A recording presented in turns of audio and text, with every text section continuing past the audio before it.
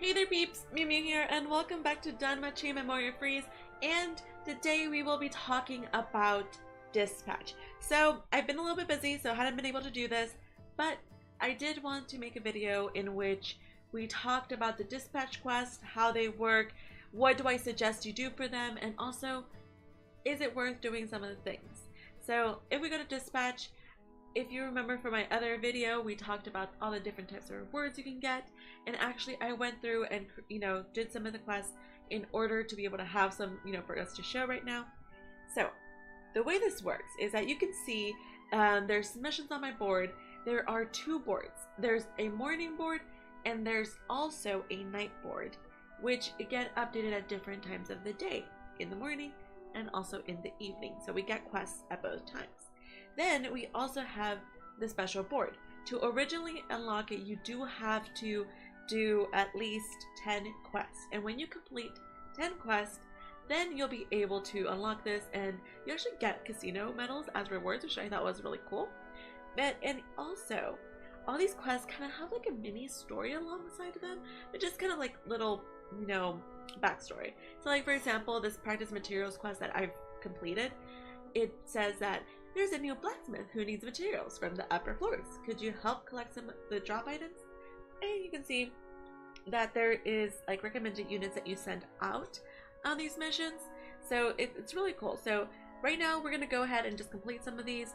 Also, I would like to note that all these missions do, one, cost stamina, two, take a while to complete. So for example, this defeat the monsters mission that you can challenge right now, it does cost 6 stamina and takes 2 hours to complete. So, always be considerate of that. I like to do these right before bed. So, that's how I have some of these completed. So, for example, if we go to defeat the monsters, you can see that there's 4 slots for the party that you can send out. And it shows that you need Lily, you need Chigusa, I think that's her name, and Osfi. And it shows right now that the forecast of us actually completing this is thunderstormy, meaning we have terrible odds of doing this. And you can see on the side that, advice status, that's right there, it's 4,000. I believe that's your hit points. Also, advice skill points, which is equivalent to all of the nodes that you unlock on the characters. Then we have absence penalty, minus 100, because you don't have any of these characters. And the quest success rate is 0 because you got no one. And so I randomly recommend the recommended party just for you to have kind of like a kind of base for you to work with. So in this situation, it actually got me a party that would give me all of these at 100%.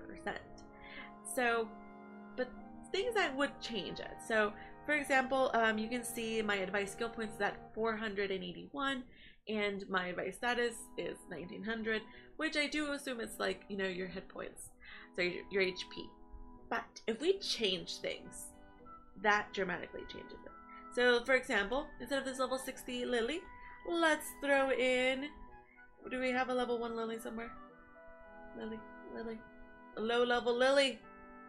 Come on, Lily. This level 60 Lily is my lowest one. But Osfi, I'm sure we have a low level Osfi. So 15 seems to be the lowest level Osfi. There are some units I have not worked on. It's a sore topic, but eventually. Chigusa. It's the only one I have. So, we'll ignore that. Bell. We have some level 1 bells. And for our bonus units, let's just put level 1 assists here, and you slowly see the advice skill points going down. So we're gonna also make this one a low one. As you can see right now that I've lowered all of my assists and Bell, it now has dropped me to 140 skill points, and it also has decreased my quest success rate. Those skill points are the nodes that you have unlocked. So if I change it and actually put in a unit that is much higher level that I've actually worked on, such as Demon Loki, She, is at 6 stars, so she obviously has more of her nodes unlocked, and definitely, it is a big difference. So, I mean, right now we have 199. If we remove her to a unit that has not been worked on at all, you can see that it goes under 140. So it's about, what, 55 spots in there? Right here. 59 skill points per 6-star unit. But it can always be more if you have limit broke them, then they have more skill points. But if you don't have any of the some of these characters, so like let's say we removed her, we could still have 100% chance, and it's actually not charging us a absence penalty on this one at least. But let's change all of them to units that aren't even recommended. And well, because of the lower level ones of these units, my quest success rate has lowered, only because of the skill points required, but not because of the units. I do think that there are some quests that do give you a penalty for not having them. So we're gonna switch back to the recommended party, and we're gonna send the peeps out. We dispatched them. As you saw, my stamina kind of went down a little bit because it did require stamina, and I think it's so cute how the little dispatch people, they just kind of go. It's adorable. And on this one I do have to wait 2 hours for it to complete. It does give you an option to retreat, and you can just cancel dispatch, your units come back. I don't recommend it. The only way I would recommend you retreating is if you realized you needed those units on something else that had a much better reward. So just to kind of show you the example of things that you can get as rewards, we're going to complete these quests that I have here. So like, for the morning board, you can get a great success or a regular success, or you can even fail them, depending on what you did. I think I might have set one up for failure just for this. So we have dispatch quest, great success, has a little story. With these, the blacksmith can craft as many prototypes as possible. They'll surely be pleased. Whoa, it's a rare drop item, but it's not part of the request, so keep it. So basically anything extra that you find, it's yours. So these are all the items that we picked up. If you tap them, you can't select them, but you did see that we got 1 iris for completing this. Something I really do like is that you do increase your CP with the characters when you send them off to missions. So working on that CP, it's a great option. So request from Olivia. So this was also a great success. Look how much info they're giving you for a dispatch quest. Like, I think they definitely put in thought process and love. And I haven't seen any quests repeat, but I'm sure they could probably repeat here and there. And we completed the quest, got some rewards, got another iris in here. So definitely they're worth doing, just to get some materials for you to work on your blacksmith items, which I will also be making a video about shortly. Actually, probably be recording that after this one. And then we have the night board, new potato snack. This is highly important. So a new flavor of potato snack is under development, but they want ingredients from the dungeon to make something unique. Then you go to the middle floors and collect ingredients that might be useful. See, hint. Someone who likes potato snacks, bakes them, or is a good cook for the recommended units. Which, Hestia is like, knockout pick. But, something I do want to call out, especially when I've been setting up some of these missions. Great success!